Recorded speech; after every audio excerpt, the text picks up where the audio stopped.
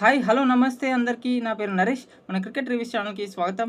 మరి అశుతోష్ శర్మ ఢిల్లీని మ్యాచ్ ఒంటి చేత్తోనే గెలిపించిండు. కొంచెం సపోర్ట్ విప్రాజ్ నిగమ్ అని 15 బాల్స్‌లో 39 రన్స్ కొట్టి తను సపోర్ట్ చేసిండు. అశుతోష్ శర్మ ఆల్రెడీ పంజాబ్ కింగ్స్‌కి ఆడిండు. లాస్ట్ ఇయర్ మనకు తెలిసిందే తన సత్తా.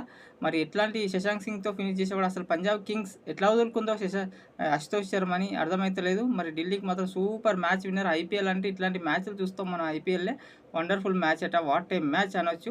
మరి దీనిపైన రివ్యూ చెప్పుకుందాం. ప్లీజ్ కొత్తగా చూసే వాళ్ళు సబ్స్క్రైబ్ చేసుకోండి, లైక్ అండ్ కామెంట్ చేయండి, సపోర్ట్ చేయండి. గ్రోత్ అయిపోయింది క్రికెట్ ఛానల్. అప్డేట్ ప్రతి మ్యాచ్ రివ్యూ అప్డేట్ చెప్తూ ఉంటాను. మ్యాచ్ పైన అనాలిసిస్ కూడా చేస్తూ ఉంటాను. చలో మరి రివ్యూ అయితే చెప్పుకుందాం. మరి టాస్ గెలిచి అయితే మరి లక్నో కింగ్స్ అసలు కొంచెం కన్ఫ్యూజింగ్ ఉంది. రిషబ్ పంట్ లక్నో కింగ్స్ క్యాపింగ్ చేస్తుండే. అసలు ఢిల్లీ బ్యాటింగ్ ఆడుతున్నప్పుడు కొంచెం కన్ఫ్యూజ్ అనిపిస్తుంది కదా అందరికీ. కొంచెం ఫస్ట్ కదా మరి 27 క్రోర్ ప్లేయర్ అయితే డిసప్పాయింట్ చేసిండు. ఆల్రెడీ ఛాంపియన్స్ ట్రోఫీ నుంచి మనకు కనిపిస్తలేడు. తన గేమ్ అయితే కనిపించలేదు. ఛాంపియన్స్ ట్రోఫీలోనూ ఛాన్స్ రాలేదు ఇండియా టీంలో. మరి ఈరోజు 0 డక్అవుట్ ప్లస్ క్యాప్టెన్సీకి మాత్రం అట్టర్ ఫ్లాప్ చేసింది. క్యాప్టెన్సీ బాగాలేదు. మ్యాచ్ ఓడిపోవడానికి కారణం అయితే క్యాప్టెన్సీయే. మరి ఫస్ట్ ఢిల్లీ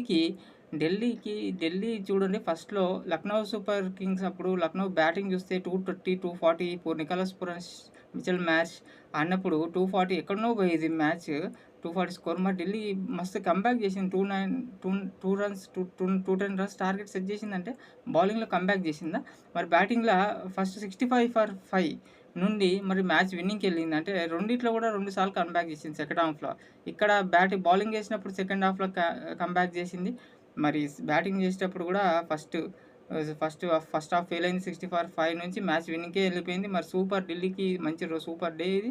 కాకపోతే రిషబ్ పంట్ కొంచెం అటు ఇటు కన్ఫ్యూజ్ అనిపించినప్పటికీ రిషబ్ పంట్‌కైతే కంబ్యాక్ చేస్తాడు. తను అంత ఈజీ ప్లేయర్ ఏం కాదు. తను కూడా మంచి కంబ్యాక్ చేస్తాడు. ఇదైతే చెప్పుకుందాం. మరి లక్నో బ్యాటింగ్ ఆడినప్పుడు నికోలస్ పూరన్ కొడుతుంటే మిచెల్ మ్యాచ్ కొడుతుంటే ఆ స్కోరు వాళ్ళిద్దరు ఐపీఎల్ నికోలస్ పూరన్ అయితే 30 బాల్స్ 75 మిచెల్ మార్ష్. ఆ తర్వాత ఎవరు ఆడలేదు స్కోర్. లాస్ట్‌లో మిల్లర్ 29 లాస్ట్ 2 బాల్ 2 సిక్స్‌లు కొట్టిండు. ఆ 209 స్కోర్ వచ్చింది. అది కూడా లేకపోతే లేదు. అయితే ఇక్కడ మన ఢిల్లీ బ్యాటింగ్‌కి వస్తే 60 ఫస్ట్ షర్దల్ ఠాకూర్.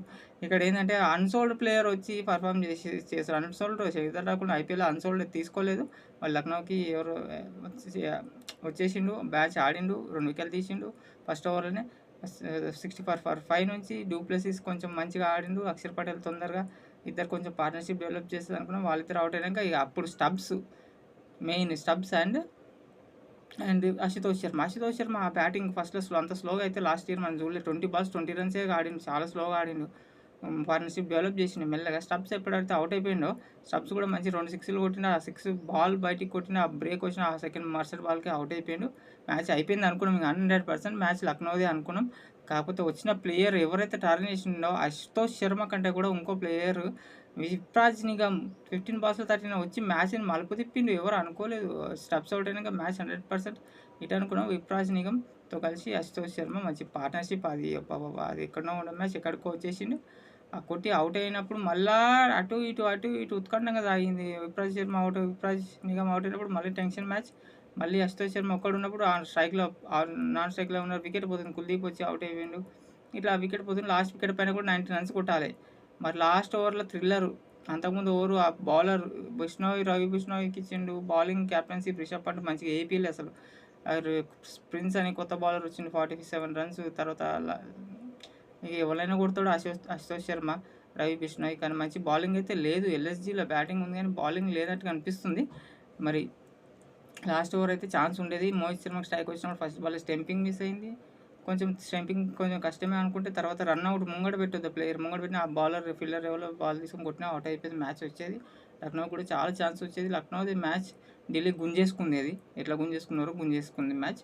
మరి ఈ మ్యాచ్ అయితే సూపర్గా సాగింది. ఈ మ్యాచ్ పైన రివ్యూ ఇది. మరి మరుసటి మ్యాచ్ అప్డేట్స్ రివ్యూస్ చెప్తుంటాను ప్రతి మ్యాచ్కి. మరి ఈరోజైతే రేపైతే శుభం గిల్ మ్యాచ్ ఉంది. Gujarat versus Punjab Kings match ఉంది. ప్రతి మ్యాచ్ బాగుంటుంది. ప్రతి మ్యాచ్ కూడా లాస్ట్ బాల్ థ్రిల్లర్ వరకు బాగుంటాయి మ్యాచ్లో. ఐపీఎల్ మ్యాచ్లో ప్రతి మ్యాచ్ అనాలిసిస్ అప్డేట్స్ అని రివ్యూస్ చెప్తుంటాను. ప్లీజ్ సబ్స్క్రైబ్ చేసుకుని లైక్ అండ్ కామెంట్ చేయండి. Thank you.